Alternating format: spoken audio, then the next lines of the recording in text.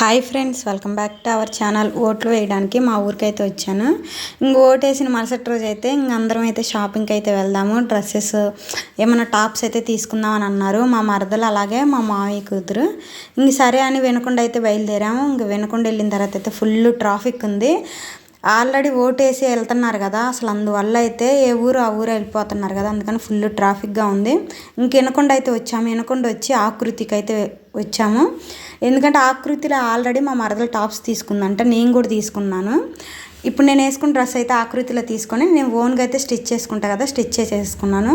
మా మరదలు కూడా ఇదివరకు టాప్స్ తీసుకున్నాను, మళ్ళీ బాగుంది ఇంకోసారి తీసుకుందాము వెళ్దామా అంటే నేను మా మరదలు, మా మామయ్య వాళ్ళ వైఫ్, అలాగే మా మామయ్య వాళ్ళ కూతురు మేము ఊరికి వచ్చాము.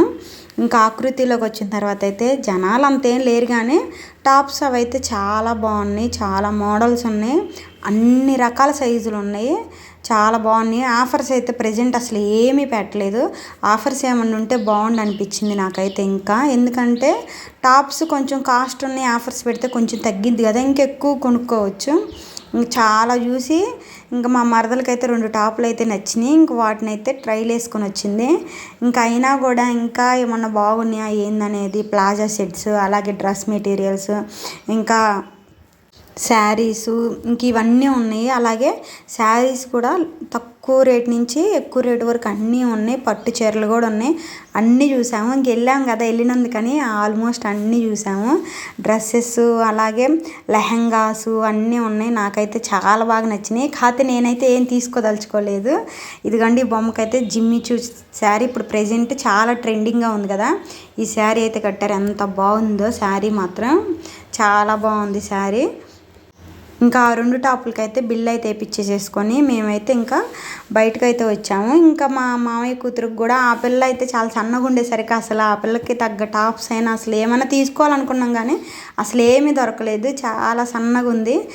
వినకొండలో అయితే అసలు ఫుల్ రష్గా ఉంది. ఎక్కడ పెట్టినా కూడా జనాలు అయితే బేవచ్చంగా ఉన్నారు. ఎక్కడైనా కూడా ఎవరూరు వాళ్ళు వెళ్తా అసలు మామూలుగా లేదు వినకొండ అంత. అందులో ఎండగా ఉంది, కొంచెం చల్లబడినట్టు కూడా ఉంది.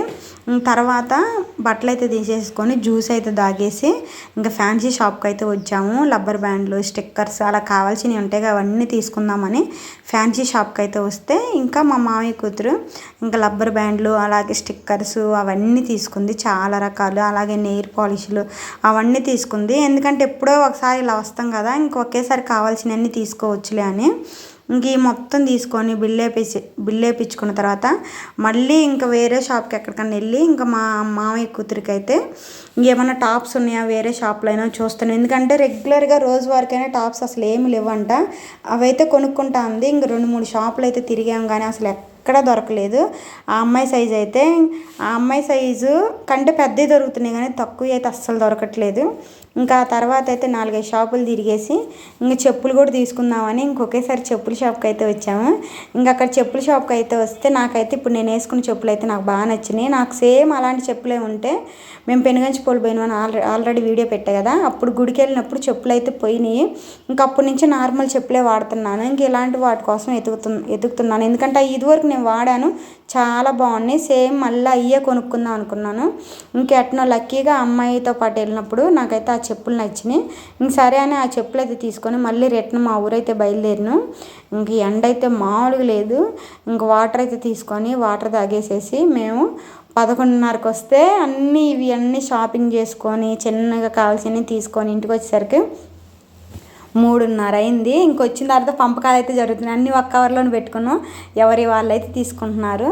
ఇంటికి వచ్చేసిన తర్వాత ఆల్రెడీ మా మరదలు పొద్దున పచ్చడి అయితే చేసి కూర అయితే చేసి వెళ్ళినాము. మేము వెనుకొండ వెళ్ళేటప్పుడు షాపింగ్కి వచ్చేసరికి ఆలస్యం అవుతుందని రాగానే నేనైతే అన్నం తిన్నాను. ఎంత ఆకలిగా అనిపించిందో.